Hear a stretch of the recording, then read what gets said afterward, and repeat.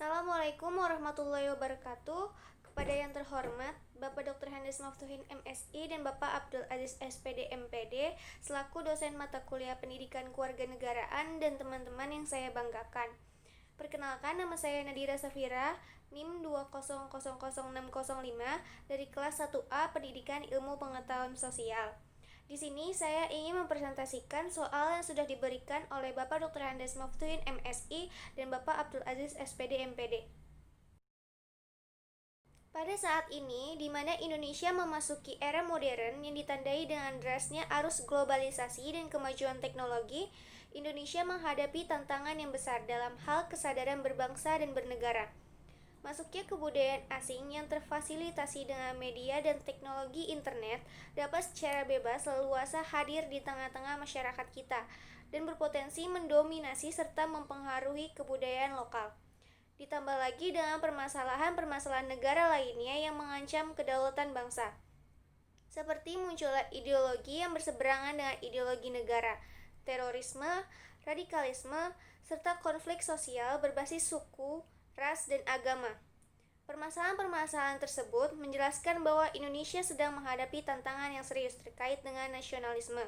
Oleh karena itu, sangat perlu untuk kita sebagai masyarakat Indonesia dalam mempertahankan nasionalisme Indonesia di masa arus globalisasi ini. Nilai yang sangat penting dalam mendukung tercapainya tujuan bersama bangsa Indonesia yaitu nilai nasionalisme. Nilai nasionalisme ada untuk mengingatkan rakyat Indonesia bahwasanya menjaga persatuan dan kesatuan bangsa Indonesia sangat penting dalam mewujudkan cita-cita atau tujuan bersama bangsa Indonesia yang diperuntukkan demi tercapainya kemakmuran serta kesejahteraan bangsa Indonesia itu sendiri. Ajaran nasionalisme juga bertujuan untuk memajukan rakyat Indonesia dalam rangka suatu tercapainya kesejahteraan dan kedamaian di seluruh wilayah negara kesatuan Republik Indonesia. Dalam konteks transnasionalisme dan kewarganegaraan global, semangat dan jiwa nasionalisme harus dibangun untuk mendorong pemikiran dan kontribusi seluruh warga negara Indonesia demi kemajuan warga ataupun masyarakat di dunia.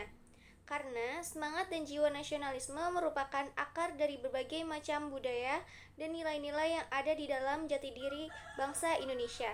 Selain itu, jiwa nasionalisme pula yang menjadikan cinta tanah air dan penghormatan terhadap bangsa Indonesia, serta mendahulukan kepentingan nasional di atas kepentingan pribadi atau golongan, yang membuat warga negara Indonesia memiliki akar yang kuat untuk menopang diri dalam menyampaikan aspirasi, pemikiran ataupun tindakan dan kontribusi yang nyata demi kemajuan warga ataupun masyarakat secara global.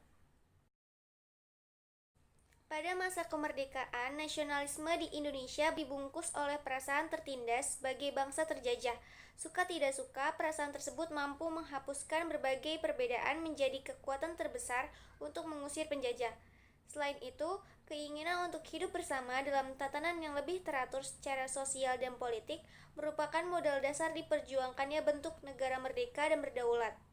Lalu, nasionalisme Indonesia saat itu bergelora begitu dahsyat karena memiliki musuh bersama, yaitu kaum penjajah. Tetapi, pada saat ini nasionalisme di Indonesia mengalami perubahan dan evolusi makna. Perubahan ini terjadi karena semakin berkembangnya teknologi dan informasi memberikan andil besar terjadinya pertukaran budaya hingga tidak ada lagi batas-batas nilai antar bangsa.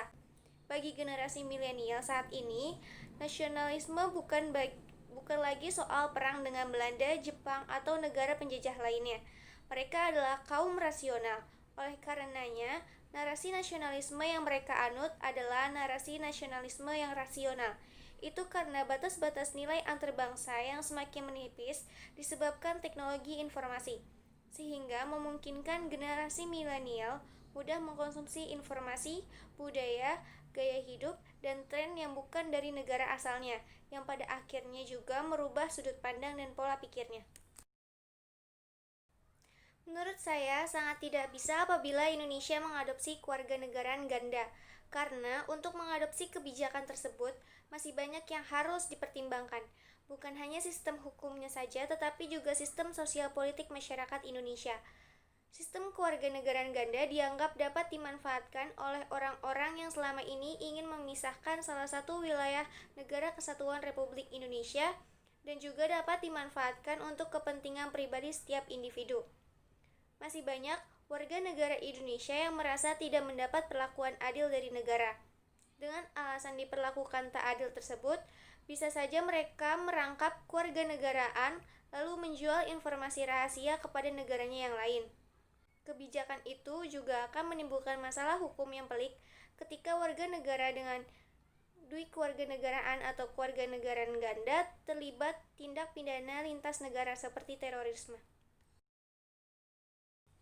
Nasionalisme dapat ditumbuhkan, dipelihara, dan diperkuat dengan menanamkan secara terstruktur, masif, dan sistemik 4 pilar kebangsaan Indonesia, yaitu Pancasila sebagai dasar dan ideologi negara, Undang-Undang Dasar Negara Republik Indonesia tahun 1945 sebagai konstitusi negara, serta ketetapan MPR dan Negara Kesatuan Republik Indonesia sebagai bentuk negara, dan yang terakhir yakni Bhinneka Tunggal Ika sebagai semboyan negara. 4 pilar kebangsaan tersebut harus ditanamkan di setiap jenjang pendidikan formal, mulai dari sekolah dasar sampai perguruan tinggi. Demikian juga untuk aparat penyelenggara negara, baik aparatur sipil negara maupun TNI atau Polri. Mulai dari penerimaan sampai dengan penjenjangan karir, nilai-nilai kebangsaan harus dimiliki penyelenggara negara. Sekian dari saya, kurang lebihnya mohon maaf. Wassalamualaikum warahmatullahi wabarakatuh.